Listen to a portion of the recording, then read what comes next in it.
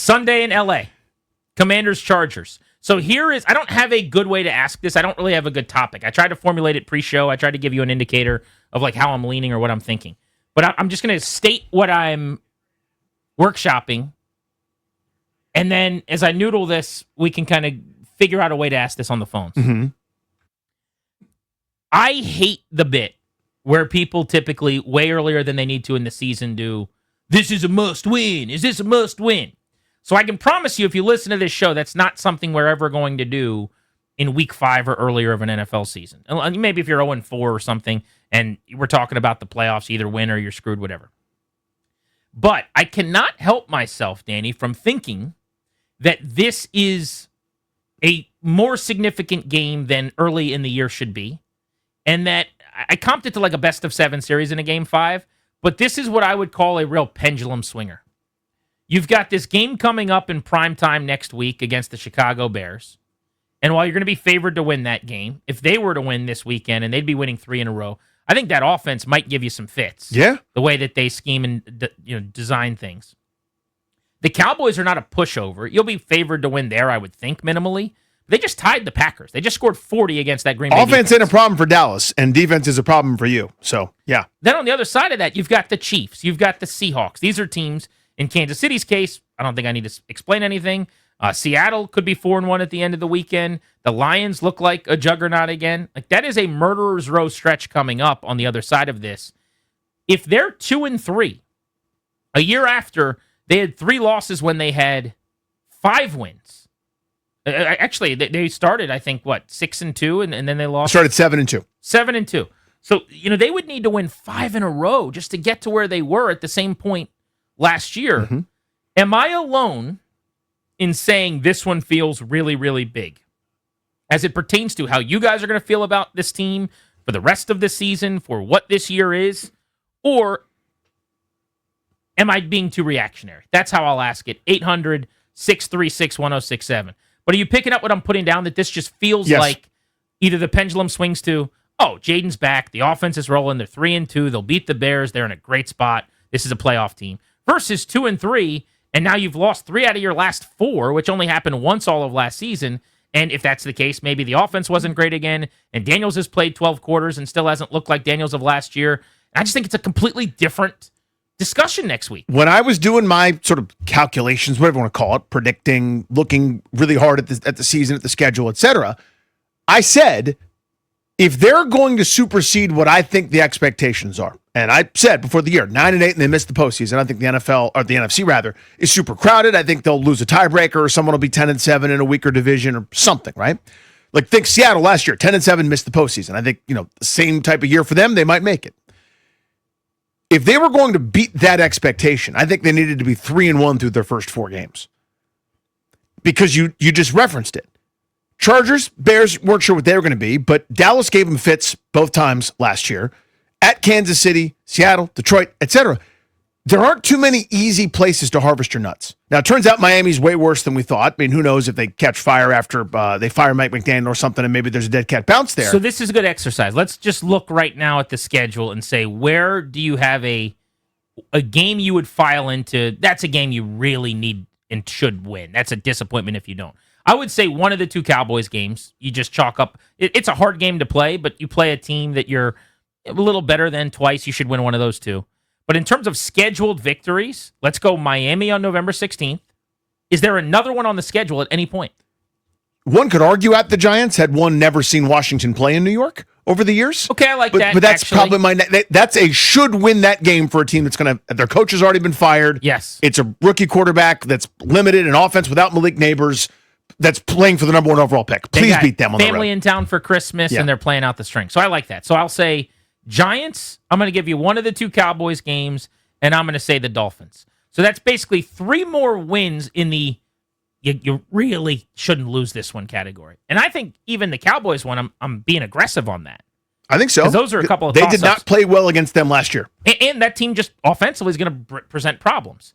Otherwise, Bears toss-up, Chiefs on the road under the lights, either somewhere between toss-up and a game you probably underdogs. Should lose. Yeah. Detroit at your place, we'll say toss-up, but I would put it in the Chiefs category of like, It's closer to game you should lose than game you should win right now. Maybe we'll feel differently when we get there. Seattle is a complete toss-up. I really like the Seahawks. I do too.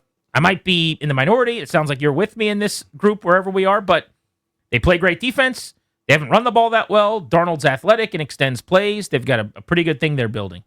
Denver's a very winnable game for sure, how they've looked, but they just bludgeoned the Bengals. They're a pain in the ass. Great defense, good scheme on offense.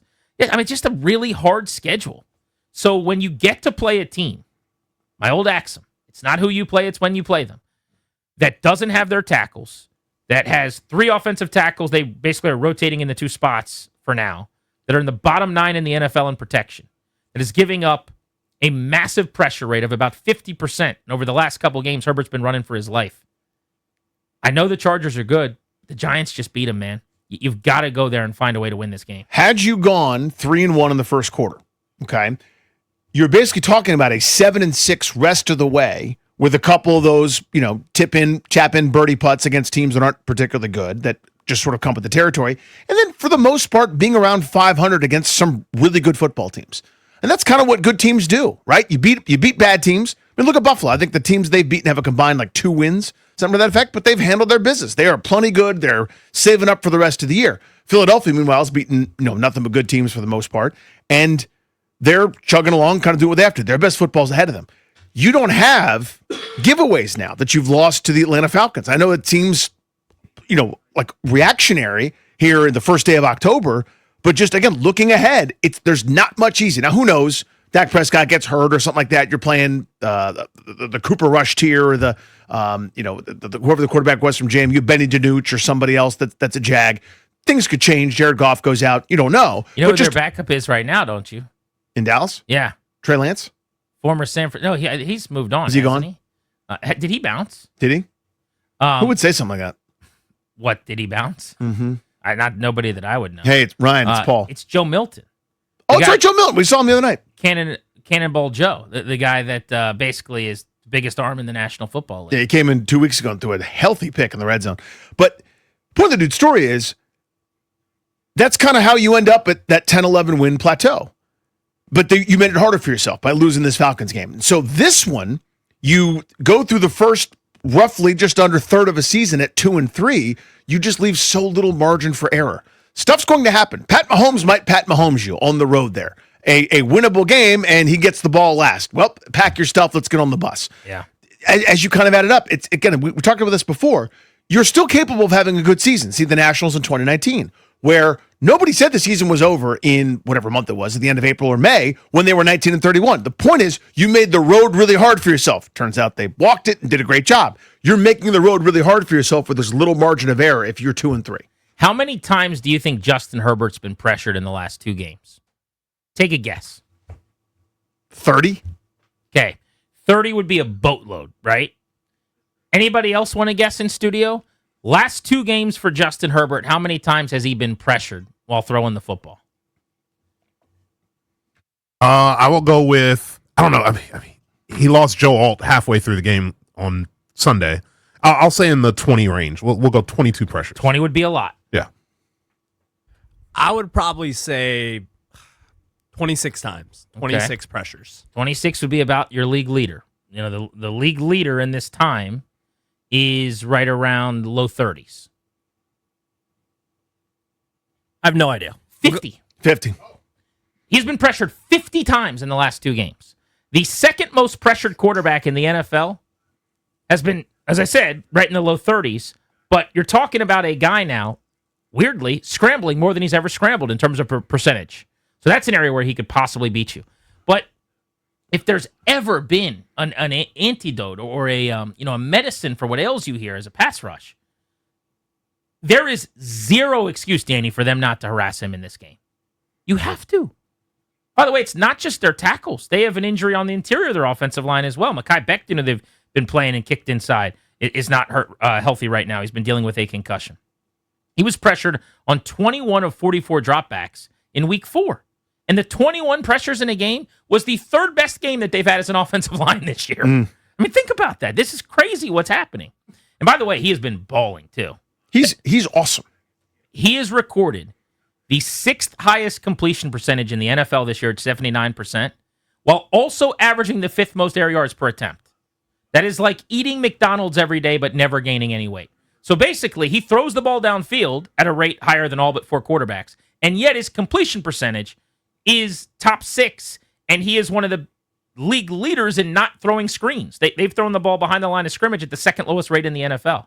It's like he is playing out of his mind right now. He is at an MVP level.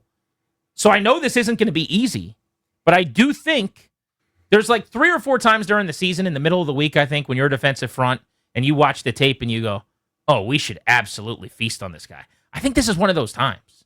If it happens, they can win the game. But don't you think it, like, how could they possibly, they have 2 tackles that are in the bottom 8 or 9 in the NFL right now. If you can't do it this week, when are you going to do it? Yeah, and I don't know. If I fall asleep Sunday morning and don't wake up until Monday morning, and I ask somebody to tell me about the game, and I find out, dude, they couldn't get to Herbert. They tried everything and couldn't do it.